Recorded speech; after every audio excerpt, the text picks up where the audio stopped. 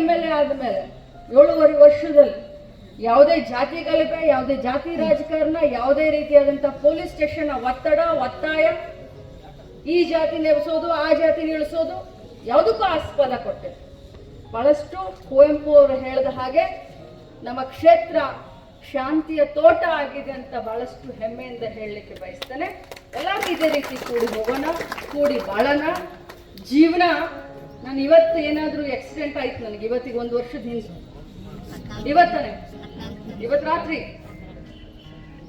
ಯುವರಾಜನ ಹೇಳ್ತಾ ಇದ್ರು ನನಗೆ, ಇವತ್ತೆಲ್ಲೂ ನೀವು ಅಡ್ಡಾಡಕ್ಕೆ ಹೋಗ್ಬೇಡ್ರಿ ಅಂತ. ನಾ ಹೇಳಿದೆ, ನನ್ನ ದಾರಿ ಭಾಳ ಗಟ್ಟೈತಿ, ಕ್ಷೇತ್ರದ ಇನ್ನೂ ಭಾಳ ಕೆಲಸ ಮಾಡೋದೈತಿ, ರಾಜ್ಯದಾಗ ಇನ್ನೂ ಭಾಳ ದೊಡ್ಡ ಸಾಧನೆ ಮಾಡೋದೈತಿ, ಹೆಸರು ಗಳಿಸೋದೈತಿ, ಜನ ನಾಯಕಿ ಅನ್ನಿಸ್ಕೊಳ್ಬೇಕನ್ನೋಂಥ ಒಂದು ಹುಚ್ಚ ಹಂಬಲ ಐತಿ. ಸಿದ್ದರಾಮಯ್ಯ ಸಾಹೇಬ್ರಿಗೆ ಇವತ್ತು ಜನಪ್ರಿಯ ನಾಯಕರು ಅಂತ ಹೆಮ್ಮೆಯಿಂದ ಹೇಳ್ತೀವಿ, ಯಡಿಯೂರಪ್ಪ ಸಾಹೇಬ್ರಿಗೆ ಜನಪ್ರಿಯ ನಾಯಕರು ಅಂತ ಹೆಮ್ಮೆಯಿಂದ ಹೇಳ್ತೀವಿ. ಹಂಗ ಮಹಿಳೆಯರಲ್ಲಿ ಜನಪ್ರಿಯ ನಾಯಕಿ ಅಂತ ಹೇಳಿಸ್ಕೊಳ್ಬೇಕನ್ನೋಂಥ ಒಂದು ಹುಚ್ಚ ಐತಿ. ಬಹುಶಃ 1 ವರ್ಷದಿಂದ ಏನಾದರೂ ಹೆಚ್ಚು ಕಡಿಮೆ ಆಗಿದ್ರೆ ಇವತ್ತು 1 ವರ್ಷ ಜಯಂತಿ ನೀವೆಲ್ಲರೂ ಮಾಡ್ತಿದ್ರಿ. ಆದ್ರೆ ಆ ದೇವರ ಆಶೀರ್ವಾದ, ನಿಮ್ಮೆಲ್ಲರ ಆಶೀರ್ವಾದ, ನಿಮ್ಮೆಲ್ಲರ ಸೇವೆಯನ್ನ ಇನ್ನೂ ಮಾಡಬೇಕನ್ನೋದಕ್ಕೆ ಬದುಕಿದ್ದೀನಿ.